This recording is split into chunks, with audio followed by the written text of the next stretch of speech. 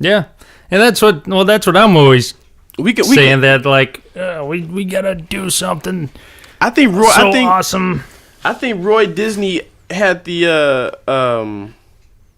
I think Roy Disney had the right idea though.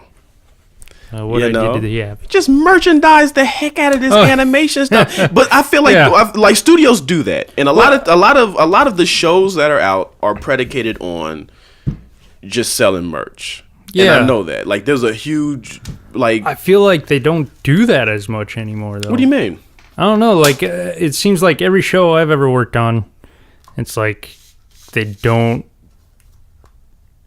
put out the merch, or they like the merch for some reason is like, oh yeah, we're gonna have the merch maybe, and then like you go to the comic book conventions and stuff, but everybody's making their own stuff because you can't really buy any, like you can't buy shirts or something for your favorite TV shows. I feel like it kind of lost that in some way. Well, I mean, there is a big thing now about, with Young Justice, and that show got canceled because it didn't, the toys weren't selling. But that was a show created for the toys. And we actually worked on the show. Y'all probably heard of it. It was a show for Disney, Motor City. And listen, we don't know any specifics about this, but all I know is that show was right for toys. Like, we're talking cars, we're talking action figures, we're talking video games, we're talking play sets, the whole nine. Where the freaking play sets at? Where's the cars? Where are the toys? Like, where's the video games? Like, it was the whole show pretty much was just pretty much a video game. Like, what happened to the video game? You know what I'm saying? It's like, I don't know. I don't know who's making these decisions and what.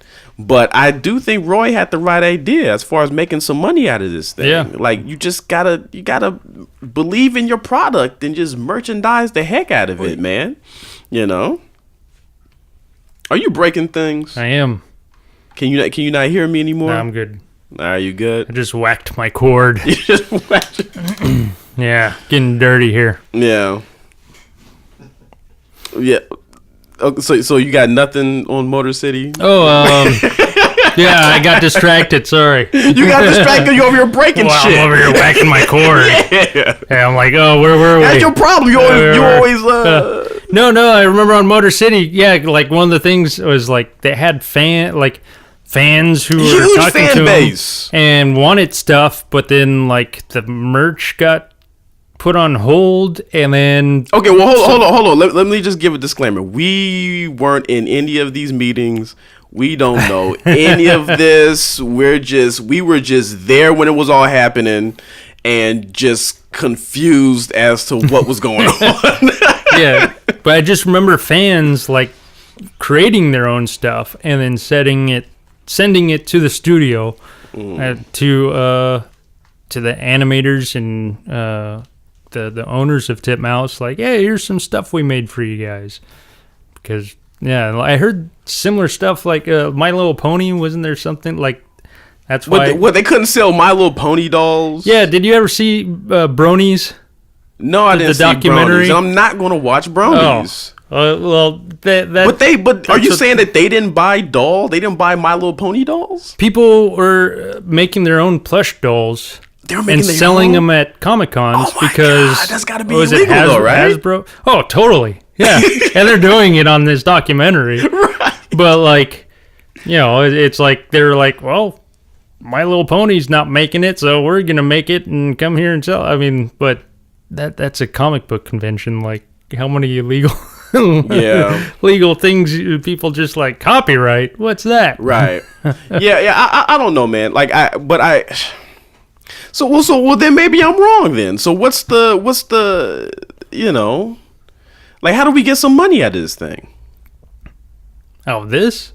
Out of animation, man. No, I'm saying like, yeah, merch, but it seems like a lot of places don't do the merch anymore or something. I don't know. It's a weird thing going on nowadays with I don't know if it's that they're not doing the merch, people aren't buying the toys, or Well, I definitely think that there's got to be something attached to your animated product, like what I'm doing with Story Timelines. By the way, Story Timelines is a video series that I have where I just animate the lives of historical figures, and I'm selling these videos mainly on an educational basis to educators and parents and pretty much anybody that's interested in history.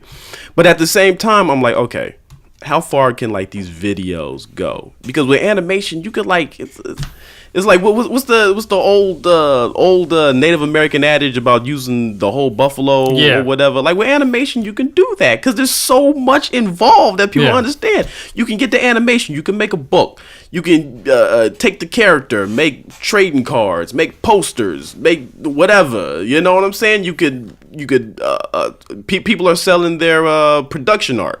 You know, that's what all the big studios do. They take the production art and they make books out of them. Now, I don't know how much of a cut on the sales the artists featured in those books get. But I'm sure that's not in their contract, so it's not for me to say. But I'm just saying it's like that. Like, I really want to do that with Story Timelines and just try it out.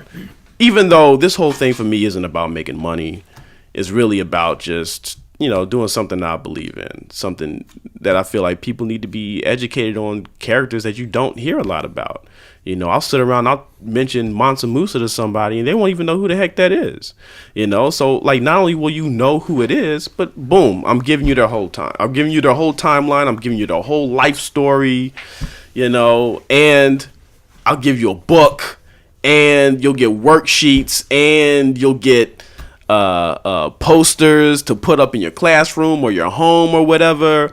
But I do feel like that's something that we need to do with animation, is just really just try to mine every ounce of it for, I don't want to just say consumption, but you know what I mean? Just for so that people can enjoy it on many different levels. Yeah. You know what I mean?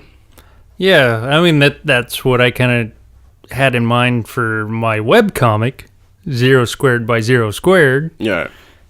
Which is what I work on when I'm not working. The like my whole idea for it was create this webcomic that anybody can access for free, not making any money off it.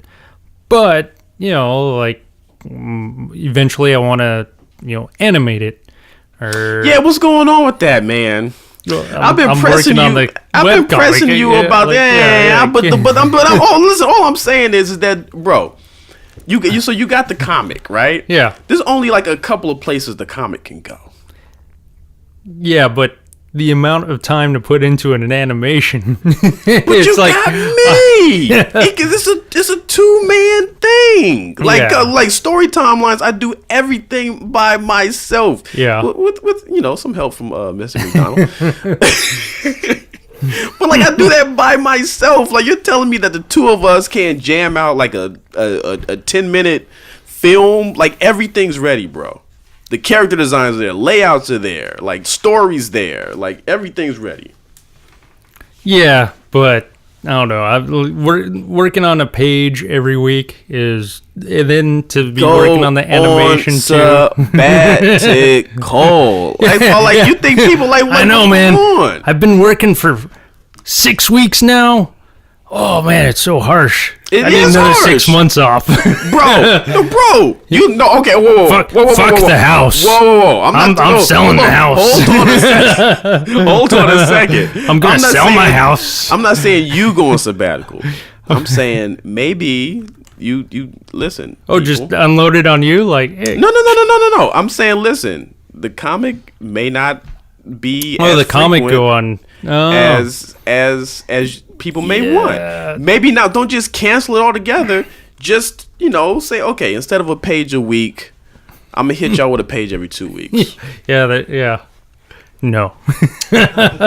I'm like, no. All right, so okay, so we just gonna take the comic book to the film festival then, and just just stand in front of people and just flip the pages. Then we're gonna do that. We'll just put the animation on hold, and I'll just finish the story for the comic book.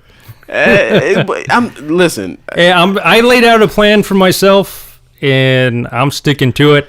Because plans are meant to change. Anytime I deter away from what I'm doing, then nothing else happens because I go project to project. What will happen is I'll jump on the animation. No, and then I'll be like, I'll go back to the comic. No, no.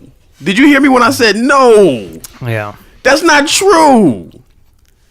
It's not. I just don't see how going. You got to see the from a webcomic nobody's reading. But listen, because you have how many pages have you done already? 65. Is that not enough? Is that not enough? I'm in the middle of a story arc right now. I can't just stop. But it's not. You don't stop. That's what I'm saying. You can't stop, and you won't stop. Shouts out to Diddy for giving us that. You can't stop and you won't stop. But you're telling me to stop. No, I'm not telling you to stop. I'm telling you to just space it out a little bit, to exhaust all your options. You're super talented. These talents can, filter their way out into different things. So anyway, But hold on. I do want to finish this last statement. I really feel like you're multi-talented. And with animation, you can reach a lot of people in a different way that will also bring traffic to the comic. So basically, you're making a film. You're a filmmaker. Congratulations. Also, you're making commercials for your comic. Yeah. So now, You're pretty much Stan Lee. You're Stan Lee and Kevin Smith. Yeah, except Stan Lee didn't have to draw all his own shit. Right. Well, that's that. If I can find myself a Jack Kirby, right? Yeah. Well, I mean, but listen. Your style is very unique. Is very specific and is very what's the word I'm looking for? Singular. Very singular. So you don't want a Jack Kirby. You are Jack Kirby. Imagine like a lot of these guys, Jack Kirby's, the Steve Ditko's, they wrote their own stuff too. They wrote stories. What Stan probably took credit for. Shout out to Stan Lee, man. Shout out to Stan Lee for still living and still being for still being alive. But anyway, what I was reminded was that I haven't described what zero squared is. It's basically it's a sci-fi satire. It's about these two sisters who get a job catching black holes at the CERN Hadron Collider. Hadron, I think I always say that wrong, but it's Hadron Collider. Right. And you're confusing the people, but I'm with you.